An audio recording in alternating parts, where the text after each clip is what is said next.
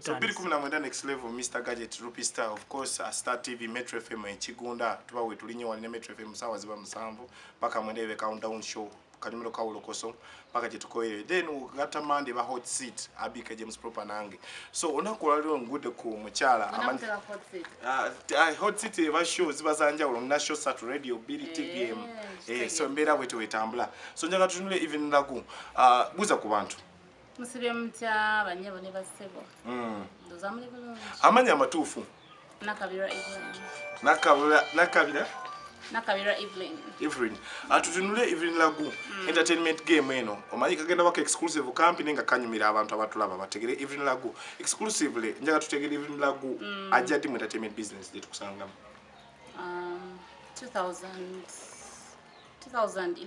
2011 nga yasomako nga tanasomako.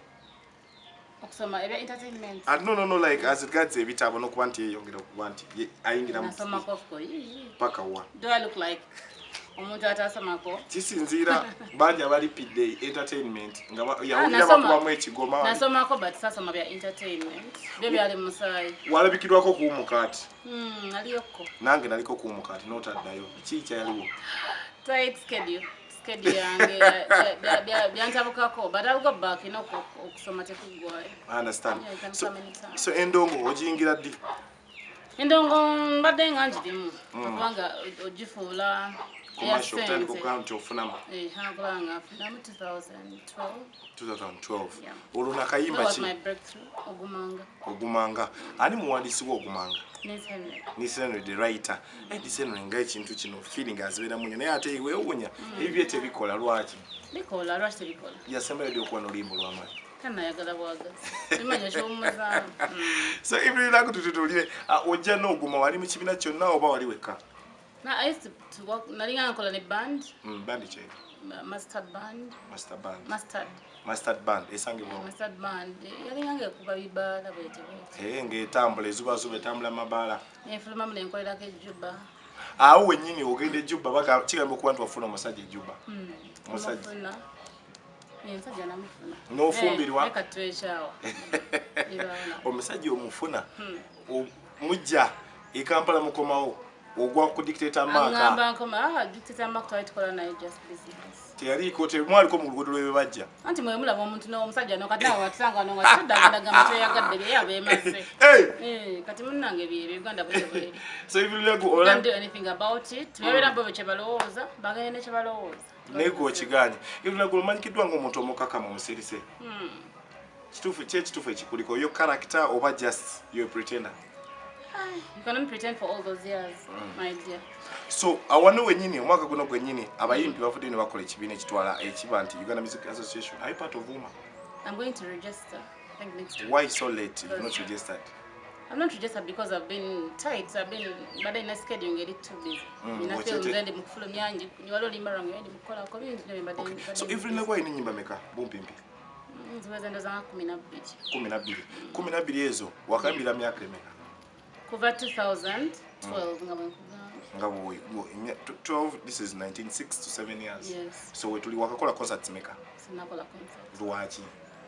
Umuntu ayina okwetegekera ddala ekintu nekibanga kikwafuule n'ogamba nti nkola ekintu. I'm totally ready for it. I mean, sigenda kutuuka ku concert nga nina oluyimba lumu n'ekitundu. Abantu tebamanyi. Nina okukyetegekera. Okay, so tutunule EVELYN LAGU. Women eze abantu ne bavayo ne balumba WUMA. Golowooza WUMA is the solution to the problems of Ugandan music artists oba abayimbi. Since agamba is the solution. Wanga simanyi byateketekedde kola but we need a body etutwala because ensi bwe yeetaaga buli kintu kirina okubako abakulembeze kigenda kumala geetwala beti naye nawuliddeko nti nno with UMA tugenda kuba tetukyakaluubizibwa ne visa. Of course nga olaba aba sports bayita National Council of Sports ne bakibanguyiriza okugenda ebweru ne wasigadde kati kyemmanyi ekyo kyekyo wali ogenda alingenda US wakagenda mu nsi meka EVELYN LAGU nyingi ko ngo performing ngogeze bibyo lusimba ngenze byangu lusimba ngenze performing so EVELYN LAGU tutunulire emabeka ko omuliro guzze abantu bagamba embeera ebaddewo y'amaanyi ensasagge n'olumbi omukyala amanyikidwa nga full figure buzibu ki bwolina naye sirina buzibu bwonna naye wawulira ebigambo byayakwogerako Mbiwulira mbiraba. Lwaki buli wavuma example ebaggwe? Simanyi ayinza okuba she's my fan in these days. Abantu bati babeerayo. Okay. Nza nosanga omuntu ku Facebook ng'akukuma ate ng'akwagala just. So kati So ye nga ye omuntu yukolaba ayinza okuba njagala bwagazi. Kubanga why me? Mayinza ndi mulokole nsaba Katonda. Bona Katonda. Ayinza okuba ate nga ye okwagala kwe nga kuyisaawo. Amina. I mean, I believe in positivity in everything. Okay. So 2019 nyimba chizo ina EVELYN LAGU omuntu ali tulabaza baza lindi. Na film yantengereza from 2019. Gwene Chris Jones. Ebigambo ne bivayo nti Chris Jones kati kubase. Abasajja mu basajja. Nagamye no byatula kati nawo anatusanga tudde. Ajagamba tuli ku bali batandise dda. Ne wali mwagenda nnyo. Nakojja wange tanti mbera mumpe mula. Kituufu. Kojja wange. Naye ndikola limba na film izo limba gospel. Baluyita Sichata. And then ntengereze Sichata. Na movie empya ku katale bagita Muyanja. Ojja otya okubalansinga movie ne music? Initially it was supposed to be MDD, only that amazina go ganema. Era nangi nagenjikiza imam kisenge shange. So even natudukoli mufumbo kati wafuna omwami mulala. Sinafuna mwami. Akunonye okuba nti akutwala akola atya bisangizo gye byalina okuba nabyo. Era kyobola basinafuna kuba bonna bajja tebalina bisangizo byenjagala. Motoka kiki? Nyumba kiki? Ebe nabina bibadde bikulu naye. Kuba ovuga ino kuba omuntu nga alina Katonda mungi nnyo kubanze ennaku zino ndi mulokole nnyo. Lwaki olina kubanga nzikiriza okubeera ku church wenjagalira. Kuba Katonda wange nnina okwogera naye buli wenjagalira. Lwaki walokoka? Ekintu ky'okulokoka toyinza kubuuza muntu nti lwaki yalokoka. Kirabika time yatuuka nga ndaba nnina okudda eri Katonda wange. Nyinza okuba nga nakola ebibi bingi, nyinza kuba buli muntu aba n'ensonga ze lwaki alokoka. Okay, so nga tudduka project empya olina management yonna EVELYN LAGU? Sina management, naye ne management ensonga lwaki sinafuna. Era byebiri biringa bya mwami. Abantu bateganya ekibatu. Sinafuna muntu ajja nga ayagala ku managinga aba ayagala ku damaging just.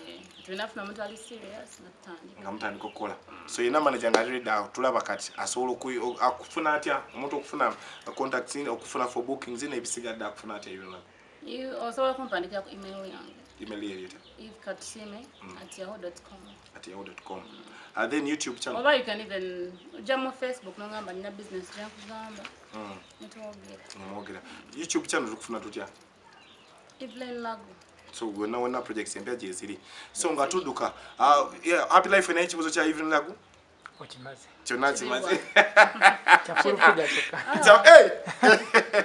So nga tudduka nsaba abantu nzo wampera kayimba ko ogumanga akapeera n'akapya bantu bategere bayinza olowooza gwenkyaza mu nabyabufuzi. Abayimbi EVELYN LAGU benzuuza nnyo ensika y'ebyobufuzi. Golowooza kugwa mu music oba baagala kulipira oba bakanga baana. Buli muntu aba ne passion ye, buli muntu abako n'ekintu ky'ayagala. Naye nze nga nze siba byabufuzi. So tosubira na kwesimbawo. Nyumira entertainment. Nyumira kuyimba, kuzannya na. Ate bana abajja bakamiliyoni baagala kujja kufuga kibuga kyaffe kyolimu. Simanya nti kati yena alina ky'ayagala ku mutima gwe kuba kati sinza musalirawo. Omuntu abako ne ky'ayagala. Simanyi oba asobola batasobola ye amanyi nga ye kubanga ye buli muntu alina kuba n'ekyakkiririzaamu. Yayinza kuba nga yekkiririzaamu okitegeera. Okay, so nga tudduka abantu nsaba bampera akapeera ebafutegeera eddoboozi n'eggono lye tuli nalyo nti ye EVELYN LAGU nanyini ddoboozi. Vumanga n'enjala y'onokomawo n'olino sikyatyanze okuva lwe nafuna ggwe Mukama sikyatyera okuva lwe nafuna ggwe ankuma olaba olabirira muddo buddo naye ate nze omwana olaba olabirira muddo buddo naye ate nze